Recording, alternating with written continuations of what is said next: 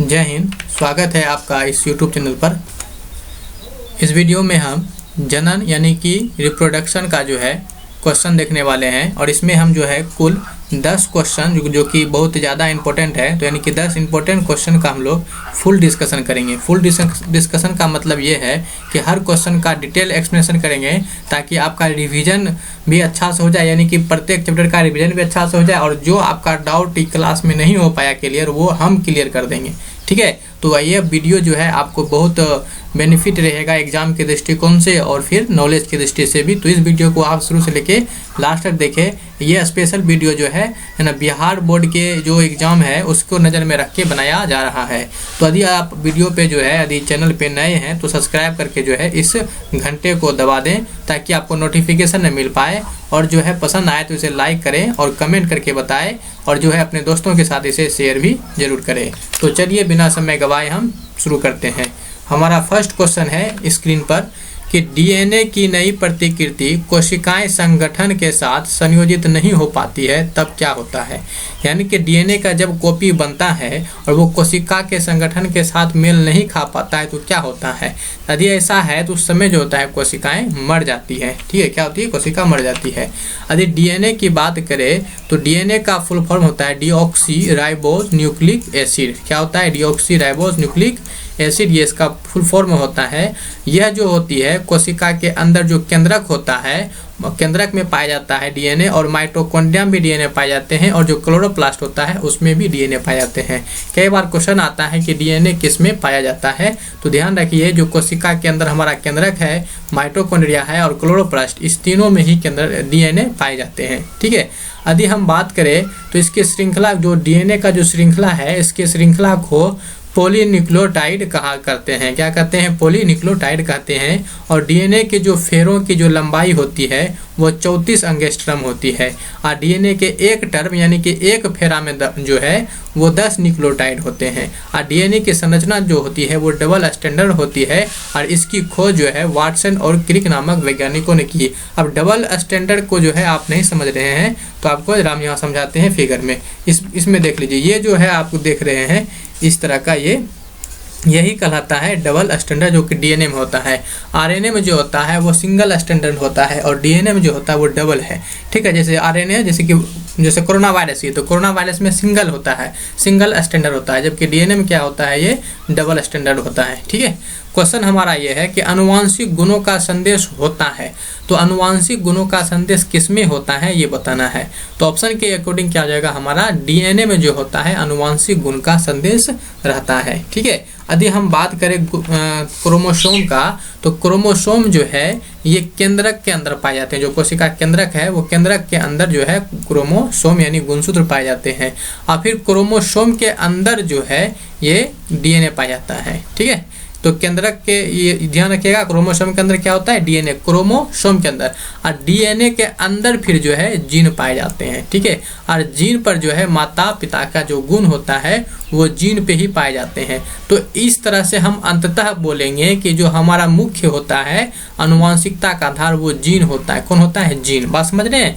पहले तो आपका क्या हो गया, क्रोमोसोम। ठीक है, क्रोमोसोम के अंदर क्या होगा, डीएनए, डीएनए के अंदर क्या होगा, जीन। तो ये जीन होता है। ठीक है, तो मेन रूप से जीन है। यदि जीन ऑप्शन में नहीं है तो आपका डीएनए होगा, और डीएनए नहीं है, डीएनए से बड़ा क्रोमोसोम हो जाएगा, क्रोमोसोम से बड़ा केंद्रक हो जाएगा। ठीक है, नेक्स्ट बढ़ते हैं।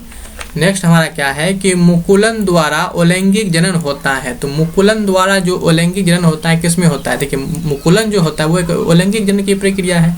तो मुकुलन जो होता है इस ऑप्शन में से किस में होता है। ठीक है, तो मुकुलन में किस में होता है, तो ईस्ट में हो जाएगा। किस में होगा, ईस्ट में हो जाएगा। ऑप्शन के अकॉर्डिंग क्या हो जाएगा, ईस्ट में हो जाएगा। मुकुलन में और भी बहुत सारे प्रकार के जो होते हैं अलैंगिक जनन होते हैं। देखिए यहाँ पे जो है हम और सारे अलैंगिक जनन जो होता है उसको देख लीजिए, जैसे कि विखंडन या इसी को द्विखंडन कहते हैं। तो जो हमारा ईस्ट ये वो वाला ईस्ट नहीं, ये बेकरी वाला ईस्ट है। ठीक है, तो बेकरी वाला ईस्ट हो गया या फिर अमीबा हो गया, तो इसमें जो होता है द्विखंडन विधि से होता है। ठीक है, वहीं यदि बहुखंडन बोले तो बहुखंडन जो होता है वो प्लाज्मोडियम में होता है। किसमें होता है, प्लाज्मोडियम में। और सिर्फ खंडन की बात किया जाए तो जो स्पाइरोगैरा होता है उसमें जो होता है खंडन, और ये खंडन का मतलब जो होता है ये पुनर्जनन का ही एक रूप होता है, खंडन। ठीक है, पुनर्जनन का ही एक रूप खंडन होता है। पुनर्जनन को जो है पुनरुद्भवन भी कहते हैं। क्या कहते हैं? पुनरुद्भवन भी कहते हैं। और इस प्रक्रिया के द्वारा जो है ये प्लेनेरिया में जो होता है यही अलैंगिक जनन पाया जाता है। कौन सा? पुनरुद्भवन। ठीक है। अब मुकुल जो होता है जो ईस्ट हो गया और हाइड्रा, इसमें मुकुल अलैंगिक जनन होता है। किसमें? हाइड्रा और ईस्ट में। ठीक है। तो दोस्तों आपको ये कैसा लगा है ना? प्लीज इसको जो है लाइक करें और जो है नए हैं तो सब्सक्राइब करना हमारे इस YouTube channel test series Bihar board को बिल्कुल भी ना करें। ठीक है, मतलब सब्सक्राइब कर दें। क्वेश्चन क्या है हमारा? मानव मादा के जनन तंत्र का भाग नहीं है। तो ये 4 ऑप्शन है जिसमें कि हमको बताना है कौन मानव जो मादा जनन तंत्र है मादा जनन तंत्र का भाग नहीं है, वो बताना है। ठीक है। तो अंडाशय तो मादा जनन तंत्र का भाग है। गर्भाशय ये भी है। शुक्रवाहिका ये नहीं है। ठीक है। अंडवाहिनी, डिंबवाहिनी ये है। शुक्रवाहिका जो है ये क्या होता है? ये आपका जो मेल होता है, तो मेल जनन तंत्र का भाग है शुक्रवाहिका। ठीक है। बाकी ये सब है, लेकिन हमें क्वेश्चन कह रहा है कि कौन नहीं है, तो नहीं है कौन हो जाएगा हमारा? सी। तो शुक्रवाहिका जो है ये नहीं है क्योंकि ये मेल रिप्रोडक्शन का हिस्सा है। यदि हम नर जनन तंत्र की बात करें तो नर जनन तंत्र में वृषण आता है, जिसको इंग्लिश में हम टेस्टिस कहते हैं, और इसकी संख्या जो होती है 2 होती है, और ये जो होता है ये शरीर के बाहर होता है। और टेस्टिस की यदि बात करें तो इसका मुख्य कार्य क्या है? जो शुक्राणु है और जो टेस्टोस्टेरोन हार्मोन है इसका निर्माण करता है। और जो इसमें से जो टेस्टोस्टेरोन है ये क्या करता है? उत्तेजना पैदा करने का काम करता है। वहीं शुक्राणु के निर्माण में जो ग्रंथि भाग लेते हैं, वो जो प्रोटेस्ट ग्रंथि होती है, वो शुक्राणु के निर्माण में भाग लेते हैं। दूसरा जो नर जनन अंग है वो अधिवृषण है। ये अधिवृषण का काम क्या है कि जो परिपक्व शुक्राणु होता है उसको संचित रखना जो है अधिवृषण का काम होता है। अब वेस्ट डिफरेंस का जो काम होता है ये क्या होता है? ये एक पतला सा नस होता है, और इसी पतले से नस के माध्यम से जो शुक्राणु है वो पेनिस तक पहुंचता है। ठीक है। तो शुक्राणु जो है वो पेनिस तक जो पहुंचता है वो इसी पतले नस के माध्यम से पहुंचता है। ठीक है। तो ये जो है आपको जो है काफ़ी आपके जो एग्जाम के तैयारी के लिए जो है बहुत ज़्यादा बेनिफिट होगा। यूट्यूब पे इसके जैसा जो है वीडियो आपको बिल्कुल भी कहीं नहीं मिलेगा, ये तो एकदम मेरा गारंटी है। यदि आप बौखे होंगे यूट्यूब पे तो आपको पता चल ही गया होगा। ठीक है। तो इसी बात पे जो है आप जो है ना वीडियो को अच्छा लग रहा है तो इसको लाइक फटाक से अभी तक नहीं किया तो कर दीजिए, और एक अच्छा सा कमेंट करके बताइए कैसा रहा और आप जो है ना कितने स्कोर कर पा रहे हैं। ठीक है। अभी और बाकी है, और चैनल पे नए हैं तो इसको सब्सक्राइब करके जो है बेल आइकन दबा दें। क्वेश्चन जो है हमारा क्या है कि परागकोश में होते हैं, तो यहाँ बताना है जो परागकोश है उसमें क्या होता है। तो परागकोश में क्या होता है ना? परागकोश में परागकण होता है। क्या होता है? परागकण होता है। तो परागकण इसका हो जाएगा, यहाँ पे जो है आप देख लीजिए पुष्प का जो है भाग होता है, जैसे ये पुष्प है। ठीक है। ये जो है आपका पुष्प है। तो इस पुष्प के जो होते हैं एक मादा जनन अंग होते हैं और एक नर जनन अंग होते हैं। मादा जनन अंग को जयांग कहते हैं या फिर इसी को स्त्री केसर कहा करते हैं। ठीक है। और जो नर जनन अंग होता है इसको पुमंग कहते हैं या पुंकेसर कहा करते हैं। ठीक है। यहाँ पे आप इसको चित्र से बाकी सब समझ सकते हैं। ठीक है। यहाँ क्वेश्चन हमें जो था परागकोश में होते हैं, तो परागकोश में जो होता है वो परागकण होता है, और ये परागकोश जो होता है यहाँ देखिए ये जो आपका है ये पूरा ये भाग, तो ये जो है परागकोश है। इसी के अंदर जो होता है दाने दाने जैसा परागकण होता है। और ये जो है ना, ये जो यहाँ से यहाँ तक लाइन, ये जो है ये आपका ये तंतु, ये जो तंतु है आपका इसी को बोलते हैं तंतु बोलते हैं, इसको पुतंतु भी कहते हैं। ठीक है। ठीक है। ये आपको कहा करते हैं। तो ये ध्यान रखिए कि जो नर जनन तंग यानी पुमंग के जो भाग हैं वो यही है। परागकोश हो गया जो ये पूरा हो गया, फिर इसके अंदर जो हो गया परागकण, और ये जो आपका है यहाँ से इससे जो जुड़ा हुआ है इसी को पुतंतु कहते हैं। ठीक है। और ये यदि हम बात करें मादा जनन अंग का, पुष्प का मादा जनन अंग का, जिसको स्त्री केसर के भाग में ये जो बीच वाला हिस्सा है, ये बीच वाला हिस्सा, ठीक है, ये बीच वाला हिस्सा ही क्या कहलाता है? स्त्री केसर पूरा। और इसके सबसे ऊपरी भाग को जो है वर्तिकाग्र कहते हैं, और जो ये बीच वाला नली है यहाँ से यहाँ तक ये बीच वाला नली है, इस नली को जो है वर्तिका कहते हैं। और यहाँ से जो इस तरह का ये गोल है यहाँ तक, इसको जो है अंडाशय कहते हैं। ठीक है। तो ये ध्यान रख सकते हैं आप, है ना? बात समझ में आ गया। तो आपको जैसे कि बता दी पुमंग के बारे में, पुमंग जो होता है ये फूल का नर भाग होता है। इसके अंदर क्या होता है? पुंकेसर और परागकोश होता है। अब खास बात ध्यान रखिए, देखिए परागकोश में परागकण की क्रिया होती है, बात समझ में आया? क्योंकि फूल खिलने के लिए जो है ये फास्फोरस तत्व की आवश्यकता पड़ती है। यदि आपसे कोई बार क्वेश्चन है, ये एडवांस में आपको बता रहे हैं। ठीक है। एडवांस में बता रहे हैं, आपके सिलेबस में मास्टर जी आपको ये नहीं पढ़ाए होंगे। ठीक है। ये ध्यान रखिए, एडवांस में बता रहे हैं, यहाँ से पढ़ोगे एडवांस बनोगे। ठीक है। तो ये जो है ये क्या है ना, जो फूल खिलता है वो किस तत्व के कारण? तो वो फास्फोरस की, फूल खिलने के लिए फास्फोरस तत्व की आवश्यकता होती है। और एक है ना, गुल्लर का जो फूल देखें गुल्लर का, तो गुल्लर का फूल कभी खिलता ही नहीं, होता है लेकिन खिलता नहीं है। ठीक है, नेक्स्ट क्वेश्चन की तरफ बढ़ते हैं। क्वेश्चन क्या है, अड़हुल किस प्रकार का पुष्प है? तो अड़हुल जो है बताना है किस प्रकार का है, द्विलिंगी है, एकलिंगी है या दोनों है, इनमें से कोई नहीं। देखिए पहली बात क्या है कि एकलिंगी द्विलिंगी दोनों है, ये सब बातें। ठीक है, तो इसमें अड़हुल किस प्रकार के ये बताना है। यहाँ पे आप अड़हुल का पिक्चर देख सकते हैं। ठीक है, तो अड़हुल जो होता है ये द्विलिंगी होता है। क्या होता है, द्विलिंगी। तो अड़हुल और जो ये देख रहे हैं ये इसको क्या बोलते हैं, सरसों। तो अड़हुल और सरसों ऐसा पौधा है जो कि द्विलिंगी है। क्या होते हैं, द्विलिंगी होती है। ठीक है, ये अड़हुल का है और ये सरसों का है। पिक्चर देख लीजिए, आपको याद रखने में आसानी होगा।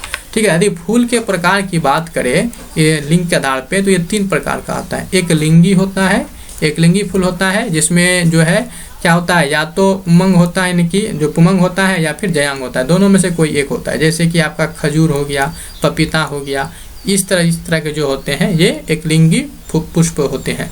वही द्विलिंगी का मतलब क्या हो गया कि जिसमें जो है पुमंग और जयांग दोनों फूल पाया जाता है, जैसे अड़हुल हो गया और सरसों हो गया। उभयलिंगी फूल का मतलब क्या हो गया कि जिसमें पुमंग और जयांग दोनों ही पौधा के जो है अलग अलग फूलों में पाया जाता है। पौधा में है लेकिन अलग अलग फूलों में पाया जाएगा। ठीक है, उसको कहेंगे। जैसे कि जितने भी आपका लत्तीदार फल हो गया या फिर जो सब्जी हो गया, ये सभी क्या होते हैं, उभयलिंगी होते हैं। ठीक है, नेक्स्ट क्वेश्चन बढ़ते हैं। नेक्स्ट क्वेश्चन क्या है कि प्लेनेरिया में अलैंगिक जनन की विधि है। तो प्लेनेरिया में किस प्रकार की अलैंगिक जनन होता है ये आपको बताना है। ठीक है, बताइए। यहाँ पे आप देख सकते हैं जो रियल लाइफ में इस तरह का प्लेनेरिया होता है। ठीक है, आप यहाँ पे देख लीजिए, क्योंकि आपकी किताब में तो इस तरह का दिखाएगा नहीं।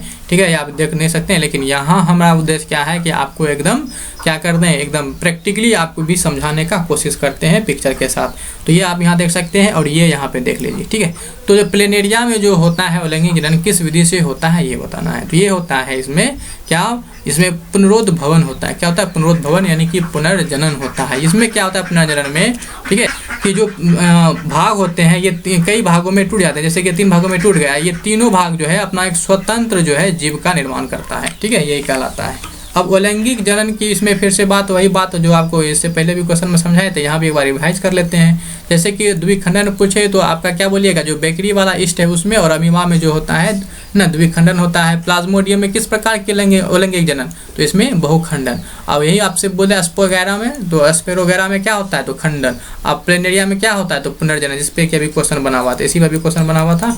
और मुकुल किस में पाए जाते हैं, तो ईस्ट और हाइड्रा, ईस्ट और हाइड्रा, ईस्ट और हाइड्रा। ठीक है, ये ध्यान रखिए।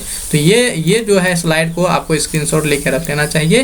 ठीक है, ये आपको और कहीं नहीं मिलेगा। ये हम जो है हमने कहा कि हमने इस क्वेश्चन की जो नंबर है वो कम है, लेकिन जो है एग्जाम में यहीं से क्वेश्चन आएंगे और इससे क्वेश्चन छूटेगा नहीं। ठीक है, और ऐसे भी पिछली बार का भी हमारा रिकॉर्ड रहा कि एक भी क्वेश्चन उससे बाहर नहीं गया था। ठीक है, तो ये लेकिन बोलते नहीं है क्योंकि आदत नहीं है बोलने का। ठीक है, तो आप समझ सकते हैं, ज़्यादा नहीं। मानव जो है सगर्भता की अवधि होती है, यानी कि मानव में जो गर्भ की अवधि होती है वो कितनी होती है होता है। देखिए कितनी होती है, 9 मंथ होती है। कितनी होती है, 9 मंथ। ठीक है, ये लिखने में नहीं बन रहा है सही से। ठीक है, क्योंकि तो 9 मंथ होती है। 9 मंथ का मतलब क्या हो गया, 9 मंथ का मतलब क्या, एक मंथ में यदि 30 दिन मान लिया जाए तो 9 27 270 दिन हो गया। क्या हो गया, 270। 270 को यदि आप सप्ताह से भाग दीजिए 7 तो कितने बार में कटेगा, ये 7 चौके 28। ठीक है, 7 चौके 28। और फिर यहाँ पे यानी कि लगभग जो है 40 सप्ताह के आसपास बोल रहा है, तो 40 सप्ताह हो जाएगा, लगभग 40 सप्ताह के आसपास। नेक्स्ट क्वेश्चन है कि नर तथा मादा जनन कोशिकाओं के संलयन के फलस्वरूप बनता है। तो जब नर और मादा जनन कोशिका मिलते हैं तो उसके फलस्वरूप क्या बनता है ये बताना। क्या बनता है, युग्मनज बनता है। क्या बनता है, युग्मनज। क्वेश्चन है, लास्ट क्वेश्चन है हमारा, अदरक है। तो अदरक क्या है ये बताना है, भूमिगत है, जड़ है या भोजन संग्राहक जड़ है या फिर फल है। क्या है, अदरक जो है ये भूमिगत तना है। क्या है, भूमिगत तना। ये अदरक है। यदि आपको नहीं पता अदरक किसको कहते हैं तो ये अदरक है। ठीक है, यहाँ पे देख सकते हैं अदरक। ठीक है, यहाँ पे देखिए ये अदरक जो लगता है ये पूरा पौधा है, पौधा के जड़ में जो है ये रहता है अदरक। ठीक है, इसका मतलब ये क्या होता है, भूमि के अंदर रहता है। क्योंकि भूमि के अंदर अदरक पाए जाते हैं इसीलिए ये ऐसे भूमिगत तना कहलाता है। भूमिगत तना का मतलब क्या है, जो भूमि के अंदर होता है और यह भोजन को जो है क्या करता है, संग्रहित करता है। जैसे अदरक हो गया, हल्दी हो गया, लहसुन हो गया, प्याज हो गया, आलू हो गया, ये सभी क्या है, ये भूमिगत तना का उदाहरण है। क्या है, भूमिगत तना का उदाहरण, क्योंकि ये सभी जो है भूमि के अंदर ही पाए जाते हैं। ठीक है, और अदरक में जो होता है वो सबसे अधिक नोड या और इंटर नोड पाए जाते हैं। ध्यान रखिए, सबसे नोड इंटर नोड का मतलब क्या हो गया, ये जो आप देख रहे हो ना, ये गांठ, ठीक है, ये जो आप गांठ देख रहे हो, ठीक है, इसमें ये जो गांठ देख रहे हो, ये वाला, ठीक है, ये क्या है, नोड, ये क्या है, नोड है। ठीक है, तो इसमें आप देख रहे हैं कि नोड है सिर्फ। ठीक है, तो ये नोड है। तो अदरक में क्या होता है, सबसे अधिक जो है नोड पाए जाते हैं। और हल्दी में जो है कुरकुमिन पाया जाता है। क्या, कुरकुमिन पाया जाता है, और जो कि कैंसर से बचाता है। ठीक है, ये ध्यान रखिए, क्या करता है, ये बचाता है। उसके बाद यदि लहसुन में जो होता है वो एलाइसिन पाया जाता है, जो कि गंधक उसमें होता है, कि उसके कारण जो होता है वो गंध देता है। ठीक है, तो लहसुन में एलाइसिन के कारण क्या होता है, गंध देता है। और सल्फोनिक एसिड, ठीक है, कौन सा एसिड, सल्फोनिक एसिड, सल्फर नहीं बोल रहे हैं, क्या बोल रहे हैं हम, सल्फोनिक एसिड के कारण जो है आपका जो प्याज होता है, वो प्याज क्या होता है, काटने से आंसू होता है। प्याज काटने से आंसू आता है ना, वो किसके कारण, सल्फोनिक एसिड के कारण। और आलू में जो है सबसे अधिक जो है कार्बोहाइड्रेट किसी में पाया जाता है, तो वो आलू में। और आलू आप देखे होंगे कभी कभी हरा होता है, तो वो सोलिन के कारण जो होता है आलू हरा होता है। ठीक है, तो ये बात ध्यान रखिए। तो ये हमने जो है टोटल 10 क्वेश्चन को जो है बिल्कुल डिटेल में बड़े अच्छी तरीक़ा से हमने एक पूरे चैप्टर को कवर किया है। तो आपको ये वीडियो कैसा लगा जरूर हमें बताइएगा। आपको ये वीडियो देखने के लिए जो है आपका बहुत बहुत धन्यवाद। ठीक है, तो thank you for watching this video. ठीक है, यदि आप चैनल पे अभी तक लाइक नहीं किए तो लाइक कर दीजिए, और सब्सक्राइब नहीं किए तो सब्सक्राइब कर दीजिए। और भी सब्सक्राइब हमारे साथ जोड़ने के लिए जो है ना, अपने दोस्तों के साथ इसे शेयर जरूर करें। सब्सक्राइब करने के साथ साथ याद रखें कि बेल आइकन को दबाना ना भूलें, ताकि नोटिफिकेशन आपको मिल जाए। और आपने इस वीडियो से कुछ सीखा है तो इसे लाइक जरूर करें, और जो है कमेंट करके जो है आप हमें अपना उत्साह जो है जाहिर कर सकते हैं। ठीक है, तो मिलते हैं नेक्स्ट वीडियो में, तब तक के लिए जय हिंद, बाय बाय।